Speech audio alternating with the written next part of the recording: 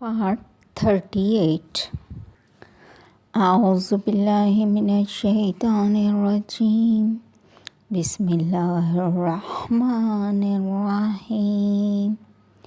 یہ کاشانہ بصیرت کا آڈیو بک چینل ہے اور آپ کے زیر سماعت کتاب ہے اسلامی تہذیب و ثقافت، جس کے مؤلف ہیں ڈاکٹر علی اکبر ولایتی اور مترجم ہیں معارف اسلام پبلشرز۔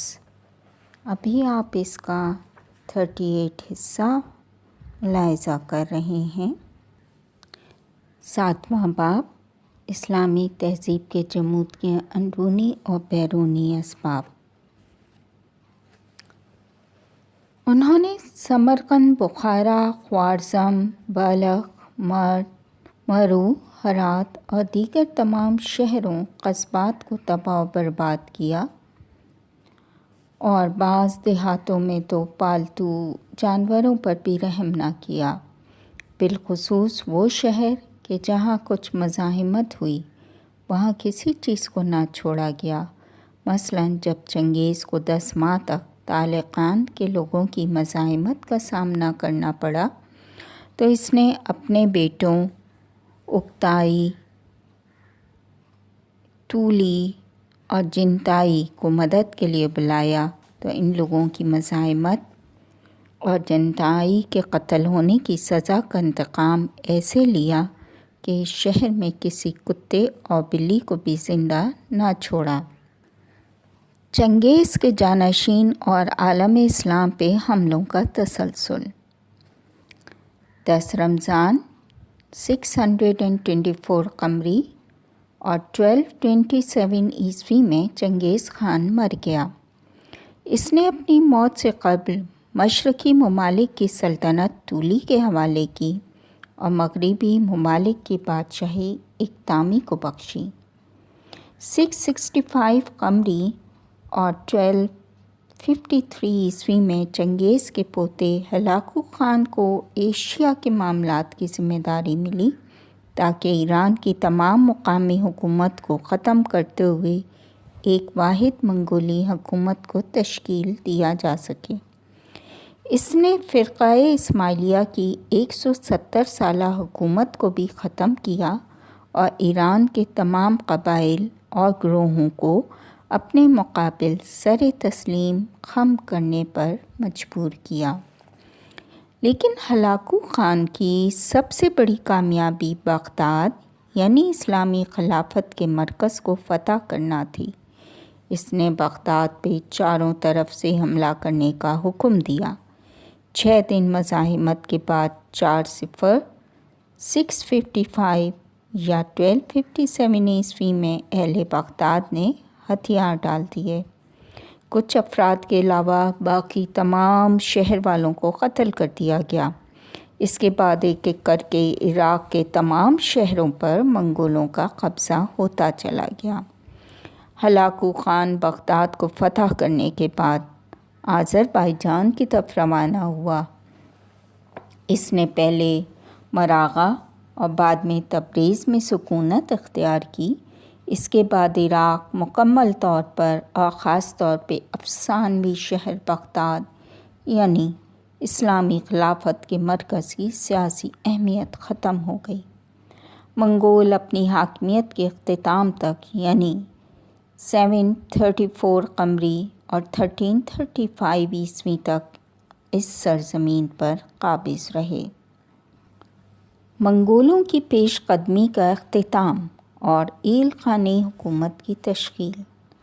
ہلاکو خان کی مسلسل یہی کوشش تھی کہ ماوراء نہر میں دریائے جیہون سے بحیرہ روم کے مشرق و مغرب میں مصر تک اس کی بادشاہت کی حدود پر اس کا تسلط برقرار رہے۔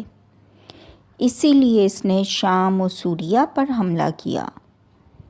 انہی سالوں میں مصر اور قاہرہ خاندان ممالک یعنی غلامہ کے ہاتھوں میں تھا۔ وہ دنیا اسلام کے دفاع کی ذمہ داری اپنے کندھوں پر محسوس کرتے تھے۔ انہوں نے منگولوں سے کوئی سمجھوتا نہ کیا۔ فلسطین میں عین جالوت کے مقام پہ منگولوں کو شکست فاش سے دوچار کیا۔ اس طرح منگولوں کا ناقابل شکست والا طلسم ہمیشہ کے لیے ٹوٹ گیا۔ اس کے بعد شام میں منگولوں کے ماتحت علاقے ان کے ہاتھوں سے نکل گئے اور دوبارہ مصر کے ممالک ان علاقوں پر حکومت کرنے لگے۔ اس کے بعد دیگر جنگی معرکوں میں منگولوں کو شکست دیتے ہوئے انہوں نے دریائے فرات کو اپنے اور منگولوں کے درمیان سرحدی پٹی قرار دیا۔ جنگی معرکوں میں کئی دفعہ ہارنے کے باوجود ہلاکو خان نے اپنی بادشاہی اور فوجی قوت کو مستحکم کرتے ہوئے ایل خان کے نام سے اپنی حکومت کا اعلان کیا۔ اس کی حکومت کی حدود شرق میں دریائے جیہون اور مغرب میں مصر تک اور شمال میں قفقاز اور جنوب میں خلیج فارس تک پھیلی ہوئی تھیں۔ ہلاکو خان نے 663 قمری اور 1265 عیسوی میں 48 سال کی عمر میں دنیا سے رخصت ہوا۔ اس کے بعد 654 سے 736 تک 8 ایل خانوں نے حکومت کی۔ آخری ایل خان منگول بادشاہان جو کہ لاولد تھا، بہت زیادہ عیش و عشرت کی بنا پہ 736 قمری اور 1336 عیسوی میں فوت ہوا۔ اس کے بعد حکومت کے دعوے دار اختلافات کا شکار ہوئے، جس کی بنا پہ ایل خان مختلف ٹکڑوں میں بٹ گئے۔ منگولوں کے دور میں اسلامی دنیا کی تہذیبی صورتحال کا جائزہ۔ 200 سال پہ محیط منگولوں کی حکومت کا دور اسلامی ممالک کی تاریخ میں ایک انتہائی تکلیف دہ دور شمار ہوتا ہے کہ اس دور میں منگولوں کی وحشیانہ حرکات کی بنا پہ اسلامی تہذیب و تمدن کو ناقابل تلافی نقصانات پہنچے۔ منگولوں کی وحشیانہ تباہی سے پہنچنے والا ایک ناقابل تلافی نقصان بغداد پر قبضے کے وقت کتاب خانوں کو تباہ کرنا اور چند ہزار جلد کتاب کو آگ کی نذر کرنا تھا۔ ابن خلدون کے بقول منگولوں نے اس قدر زیادہ اور بے شمار کتابوں کو دریائے دجلہ میں پھینکا کہ ان کتابوں سے دریا میں گویا ایک پل بن گیا کہ دیہاتوں کے لوگ اور گھڑ سوار اس پل کے ذریعے ایک کنارے سے دوسرے کنارے تک جاتے تھے۔ بغداد کی تباہی کے ساتھ اسلامی خلافت کا مرکز اور دنیائے اسلامی کا سیاسی اقتدار بھی ختم ہو گیا اور اسلامی مقدس مقامات مثلاً مساجد، مدارس، علمی موضوعات ویران ہو گئے یا یہ کہ علمی تحقیقات اور ترقی سے محروم ہو گئے۔ لیکن اسی راکھ سے اسلامی تہذیب و تمدن نے دوبارہ جنم لیا اور اس طرح نشو و نما پائی کہ کافر منگول بھی متاثر ہوئے بلکہ اسلامی تہذیب کے عاشق ہو گئے، اور اسی دور میں اسلام کے بہت سے عظیم ادیب اور دانشور ظاہر ہوئے، جن میں سے ہر ایک نے اپنے مقام پہ اسلامی تہذیب و تمدن کے احیاء کے لیے بہترین کردار ادا کیا۔ ان عظیم لوگوں میں مثلاً مولوی سعدی، حافظ، عطا ملک، جوینی اور نصیر الدین طوسی قابل ذکر ہیں۔ مثلاً خواجہ نصیر الدین طوسی کے حوالے سے کہا جاتا ہے کہ ہلاکو خان ان سے اس قدر متاثر تھا کہ جو وقت خواجہ معین فرماتے وہ اسی وقت سفر پہ روانہ ہوتا یا کوئی کام کرتا۔ شاید یہی مسلمان دانشوروں کا دانشمندانہ اور شائستہ طرز عمل تھا کہ اسلامی تہذیب دوبارہ ثمر آور ہوئی، اور وہ قوم منگول کہ جس نے اسلام کو تباہ کرنے کے لیے کمر باندھ رکھی تھی وہ اب اسلام کے حامی اور مروج بن چکی تھی۔ اسی زمانے میں اسلامی اور ایرانی تہذیب و تمدن چین کی طرف منتقل ہوا اور ادھر سے چینی علوم بھی سرزمین ایران میں پھیل گئے۔ بالخصوص چینی ماہرین فلکیات کا ایران میں گرم جوشی سے استقبال ہوا اور ان کے تجربات سے خوب فائدہ اٹھایا گیا۔ الغرض ہم کہہ سکتے ہیں کہ منگولوں کے حملے نے مسلمانوں کی مادی اور معنوی زندگی کو بہت حد تک ویران کر دیا، یہاں تک کہ اس دور کا علمی زوال اور معاشرتی سطح پہ فکر و ناوانی تاریخ کی کسی دور سے قابل موازنہ نہیں ہے۔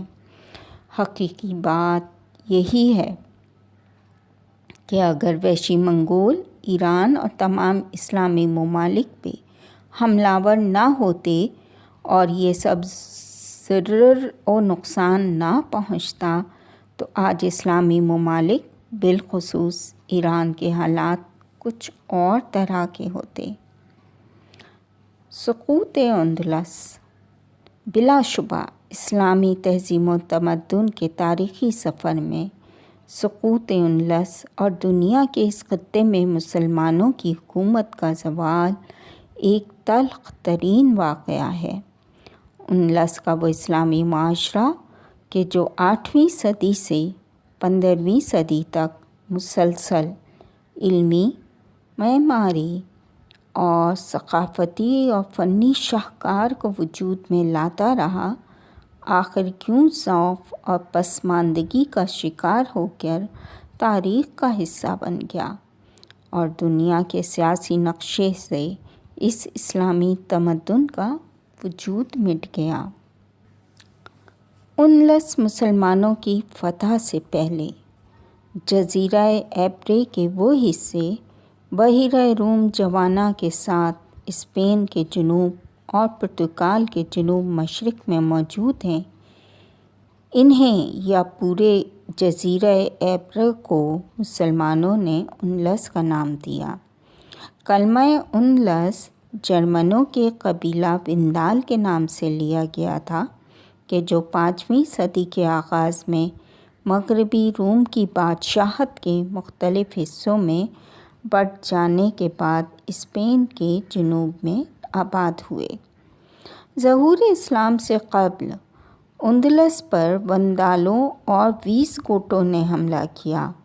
یہ قبائل پیرنیس کی پہاڑیوں کو عبور کرنے کے بعد اندلس میں داخل ہوئے۔ کئی سالوں کی جنگ اور خون ریزی کے بعد وندال قبیلہ مغرب پر جبکہ ویزگوٹ قبیلہ اندلس پہ قابض ہو گیا۔ ویزگوٹ لوگ آغاز میں کیتھولک نہ تھے جبکہ اندلس کے مقامی لوگوں کی اکثریت کیتھولک عیسائیوں پر مشتمل تھی۔ بہرحال 589 عیسوی میں وہاں بڑی تبدیلیاں ہوئیں اور بادشاہ اور ویزگوٹوں کے رؤسا مذہب کیتھولک میں داخل ہوئے۔ 8ویں صدی کے آغاز میں ویزگوٹوں کے طبقہ اشراف اور رومی لوگوں کے ثروت مند لوگ آپس میں گھل مل گئے۔ یوں ایک امیر اور ثروت مند لوگوں کا طبقہ تشکیل پایا کہ جنہوں نے تمام تجارتی اور اجتماعی امتیازات خود حاصل کر لیے اور باقی لوگوں کو اقتصادی حوالے سے اپنا محتاج بنا دیا، جس کی بنا پر عام لوگ ان سے ناراض ہوئے۔ ویزگوٹوں کی حکومت کی کمزوری کے اسباب کو 4 اقسام میں تقسیم کیا جا سکتا ہے۔ امراء کے طبقات میں جانشینی کے معاملات پہ اختلافات۔ نمبر 2، معاشرے کے دیگر لوگوں کا امراء طبقے کے امتیازات پہ ناراضگی اختیار کرنا اور سپاہیوں کا غیر قابل اعتماد ہونا۔ نمبر 3، عقائد کی جانچ پڑتال اور یہودیوں کا تعاقب اور انہیں گرفتار کر کے اذیتیں دینا۔ نمبر 4، اقتصادی حوالے سے برے حالات۔ یہاں تک ہم نے صفحہ نمبر 198 تک آپ کو گوش گزار کیا۔